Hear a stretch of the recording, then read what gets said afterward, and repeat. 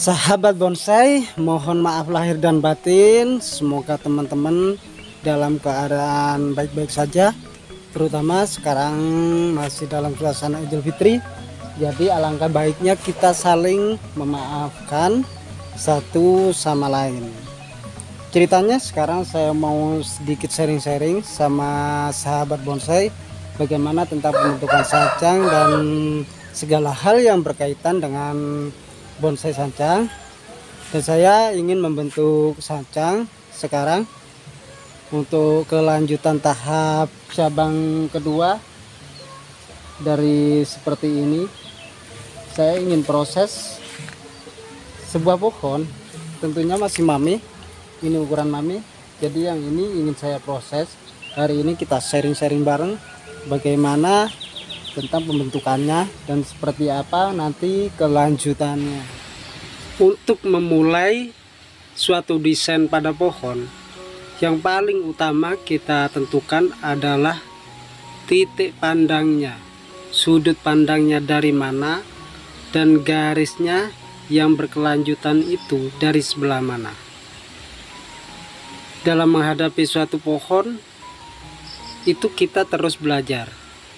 Menghadapi pohon yang berbeda, itu pasti yang kita kerjakan adalah sebuah cara yang berbeda.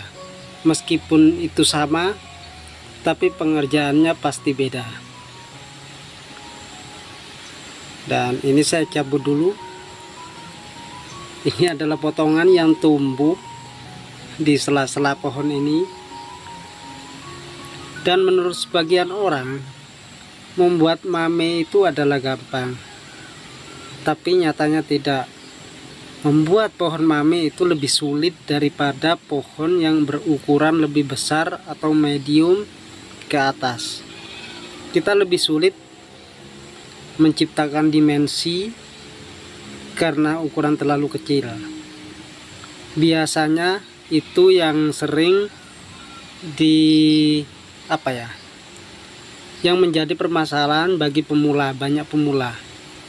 Jadi untuk mendesain, yang pertama kita jangan melakukan pengawatan dulu.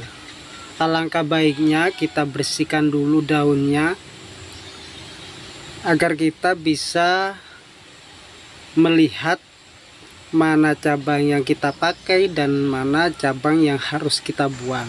Pada saat pengerjaan nanti kita akan lebih bebas dan lebih detail lagi untuk memilih cabang yang sesuai kita harapkan, mana yang kita buang dan mana yang kita pelihara.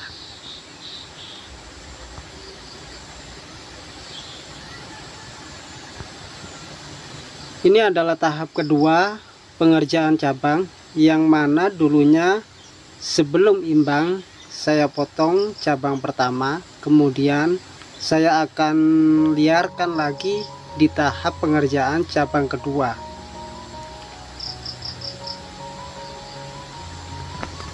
Yang pertama, kita pastikan dulu bawahnya itu yang mana yang kita pilih. Jadi mulai awal, mulai bahan, kita harus bisa memilih sudut pandangnya itu dari mana. Ini saya putar.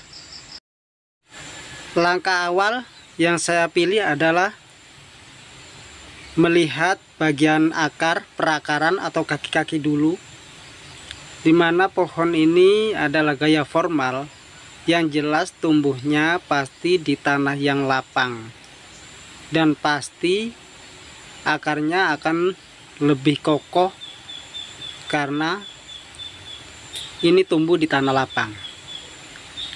Jadi kita pilih front dulu agar pengerjaannya lebih maksimal. Kita cek akarnya seberapa bagus yang di daerah sini. Nah, ini adalah samping. Jadi kita perhatikan 4 sisi dulu. Kita putar, pilih 4 sisi dan mana yang lebih bagus. Saya lebih memilih dari sini karena kakinya lebih kokoh dari sini memang. Dan ini garisnya berkelanjutan sampai ke ujung, ini tidak putus Kita pilih nanti bagian yang ini untuk ujungnya atau mahkotanya, bagian tajuk paling atas. Kemudian ini ada sedikit trubus di sini, yang pastinya nanti kalau memang ini mengganggu sebuah garis, ini akan dipotong.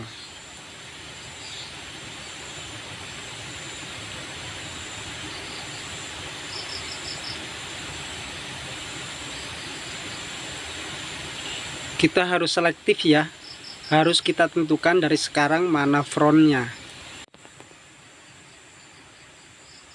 Saya memang pilih yang dari sini. Untuk anak cabang sudah lengkap, tinggal penataan aja. Nah, ini sebuah garis pohon yang berkelanjutan dari bawah sampai atas, dan ujung yang paling besar adalah yang paling atas itu saya pakai. Karena yang bagian depan ini cukup mengganggu, akan saya potong dulu. Nah, sekarang bisa teman-teman perhatikan, ini akan lebih mempertegas garisnya. Dari bawah sampai atas terlihat lebih kokoh daripada tadi yang terganggu oleh cabang kecil, dan juga tumbuhnya tidak tepat. Ini adalah cabang pertama, dan kemudian sebelah kanan ini yang ketiga, dan yang kedua ada di backgroundnya. Jadi urutan dari bawah, cabang 1, 2 di belakang, dan 3 ada di sebelah samping kiri. Karena samping kiri ini dulunya lebih bengkak dan lebih besar, maka kita harus samarkan potongan yang besar ini dengan cara kita catok dulu, kita kurangi agar lebih ramping lagi, agar nanti tidak terlihat potongannya. Setelah kambium menutup, ini nanti akan samar.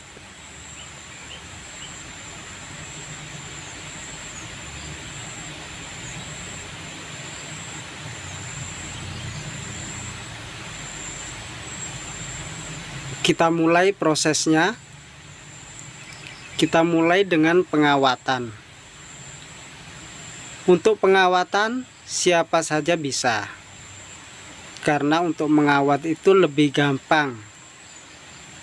Yang tersulit adalah penataan, dimana dalam penataan nanti kita harus memperhitungkan tata letak cabang masing-masing dan juga dimensinya.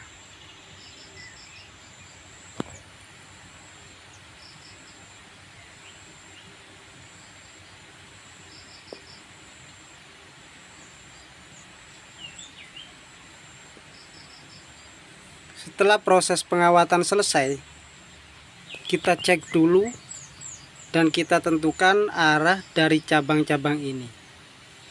Untuk pohon formal, karena garis suatu pohon ini sudah agak kaku, tapi untuk pohon ini agak feminim karena ada lengkungan dan kurang ke depan sedikit.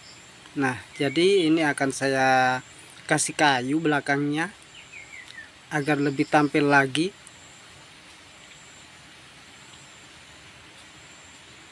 Ini gerak dasarnya enggak terlalu kaku, agak feminim sedikit, maka kita tata cabang sesuai dengan gerak dasar pohon. Kalau ada lengkungan seperti ini, maka penataan cabang kita lakukan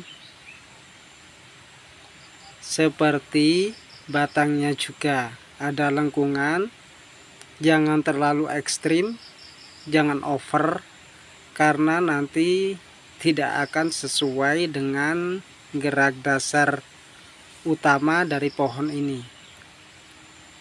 Sederhana saja, karena ini yang kita perlukan adalah cuman satu tekukan saja. 1 sampai 2 tekukan sudah cukup. yang nantinya setelah kita liarkan keseimbangannya sudah cukup, ini pasti kita potong. Nah seperti ini adalah paling ujung atas, tajuk atas kita potong. Nantinya saya sisakan segini. Kemudian di sini ada trubus baru dan di belakang juga ada. Maka ini sudah beranak 4 cabang lagi, dan di atas akan lebih bagus lagi. Jadi ini akan saya liarkan dulu dan tidak saya potong karena saya butuh keseimbangan. Untuk penataan dimensi, maka kita lakukan pengawatan dan penekukan seperti ini. Nah ini ada depan, belakang, samping kanan, samping kiri, dan yang pasti ada atas, ada bawah. Jadi waktu kita pandang dari depan, kita melihat dari depan, itu tembus dimensinya. Yang tengah terlihat dan yang belakang juga akan terlihat jelas ketika kita lihat dari depan. Tidak akan membentuk suatu garis. Yang saya maksud adalah seperti ini. Ini penataan yang zigzag akan lebih bagus. Kalau kita asal menata dan liukan yang sama akan kita ulang, itu akan terlihat seperti garis satu saja dari depan dan tidak akan terlihat cabang-cabang yang belakang saat kita melihat dari depan. Saat kita melihat dari atas, untuk pohon formal ini biasanya utuh. Utuh dalam artian itu secara global itu akan membentuk bulat dan tidak ada pencongnya sama sekali.